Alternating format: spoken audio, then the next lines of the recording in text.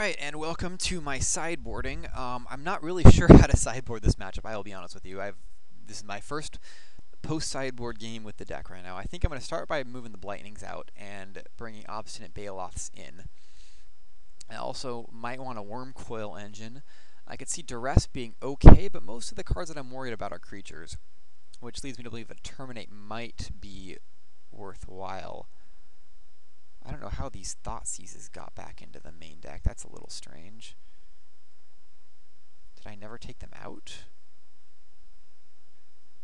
No, that's right. Okay, I guess this deck was supposed to have two Sig River Cutthroats in, but they're not. So I guess Thoughtseize can stay in. It seems like it'd be decent in this matchup. Fallout stays out. Great Sable Stag, pro blue and pro black, but it gets bolted. And Terminate's the only other thing that I'm thinking of that might want to come in. But I like the rest of the cards in this main deck, and so I'm going to go with that. And we'll see how this goes. Game 1 was a rather epic, I thought. Although I'm still getting used to all these matchups, especially the mirror match.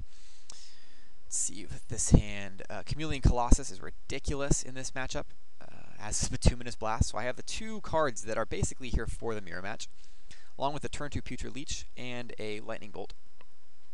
So this is the hand that I'm going to keep for sure. I'm on the draw as well, along with two Mirrodin dual lands to make sure I get my turn 2 Putrid Leech. And Maelstrom Pulse will be online shortly thereafter, I hope. Turn 1, lead with, I don't know if it matters which one I lead with. I'll lead with Copperline Gorge.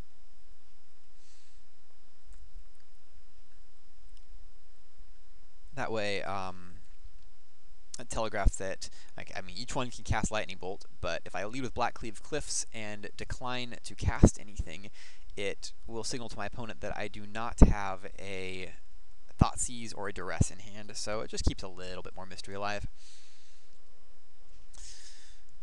Lava Claw Reaches is a card that I would love to find space for in the main deck. I really like this manland. I think he's very underrated. I think Raging Ravine is probably better, but not by all that much. Lava Claw, it's one less mana to activate. And let's see what he does here. Putrid Leech, yes sir. But I have two Lightning Bolts here, so I can hope to wreck him with this. Also, Verdant Catacombs. So let's lead with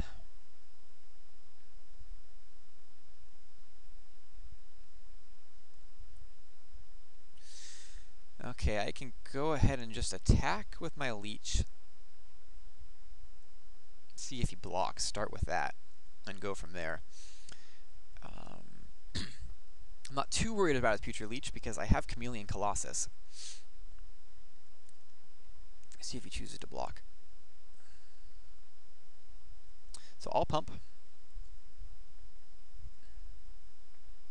He's going to pump his in response. He's just going to Lightning Bolt me in response. That's okay. Because I have Chameleon Colossus and Maelstrom Pulse. So I think I'm going to go ahead and let that happen. That may have been a mistake. Actually, that most likely was a mistake. I was trying to bait him into using his Leech before bolting it, but ended up backfiring quite significantly. However, here I can go ahead and play a Maelstrom Pulse on his Leech and pass the turn. I did not see any Sprouting Thrynax from him. I did see Kitchen Finks, obviously. Prophetic Prism. I don't know if he has that main deck or sideboard, and I don't know why he would sideboard that in if they are sideboarded. But I do recall that being useful. Oh, that sucks.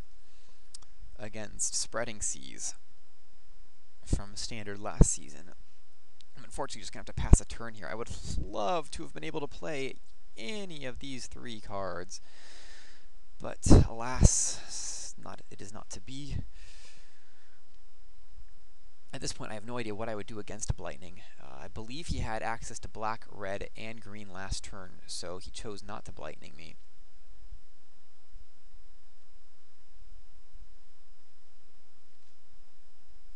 Bloodbraid Elf. Goblin Ruin Blaster, that blows. Okay. Let's see what he targets. Obviously, the Blackcleave Cliffs would be my guess. So I will float my red and bolt your Ruin Blaster.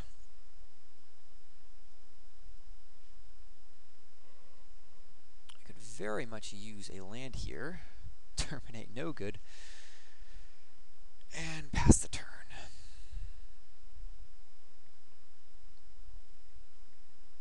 So far, game 2 is going off to a rather sour start. Let's see if he goes for Ruin Blaster number 2. That's what it's looking like. Yep. You got me.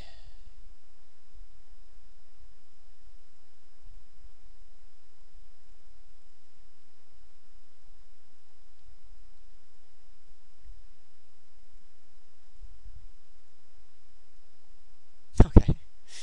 Suppose the Mirrored and Dual lands on, what is this, like turn 5, turn 6? Have their uses, turn 6. My plan here is basically just to rip a couple of lands and hope he doesn't have too much good stuff in hand.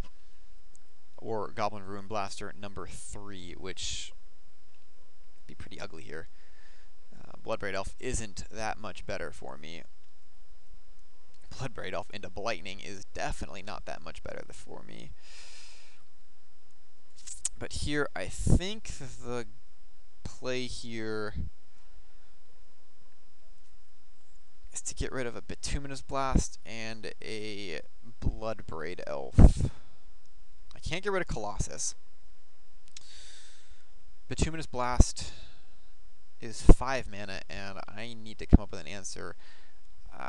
Yeah, Bituminous Blast and Bloodbraid Elf. As strange as that seems. It's almost like Blightning just hit me for 4 cards instead of 2. But I need a black or red mana source. Another Blackcleave Cliffs would be pretty sweet here. Savage Lands is okay, I'll take it. And pass the turn and hope he doesn't just hit another Bloodbraid. Although I'm dead real soon to this Lava Claw, no matter what happens. Another Bloodbraid. Hitting a Terminate. Please cast it. Please cast it. Nope. No luck. So he will hit me for 6 here, and I am probably just dead next turn. Although, I guess... No, I think I'm dead next turn no matter what, even if I rip something like Twilight Mire. I can play Chameleon Colossus and block his Lava Claw reaches, but I'm dead to the Bloodbraids. I have to play Bloodbraid Elf and hope it hits something like a Kitchen Finks at this point.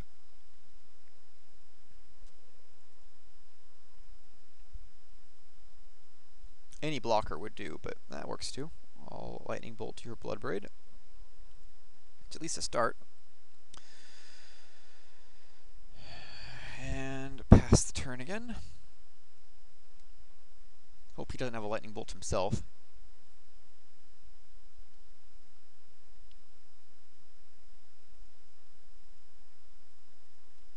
And because he did not attack with his Lava Claw reaches, I have to assume he's got something to cast post-combat. Let's see what it is. That Prophetic Prison has done just about nothing. I am okay with that.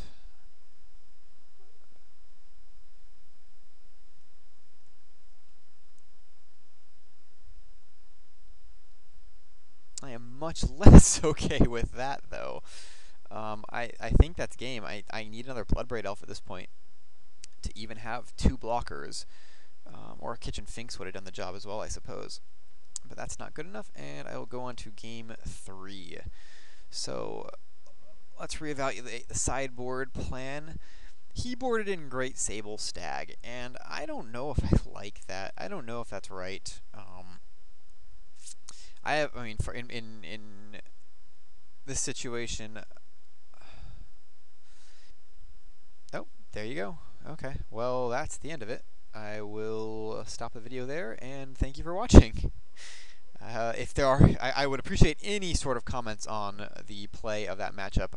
There's a PTQ, I believe a PTQ tomorrow on Magic Online, and right now is my only chance to really test for it, so comment here on Twitter at DTLurch, or on the brewery. Send me an email at t4blog@gmail.com. Anything. I'd appreciate any comments you can make. Thank you so much for watching.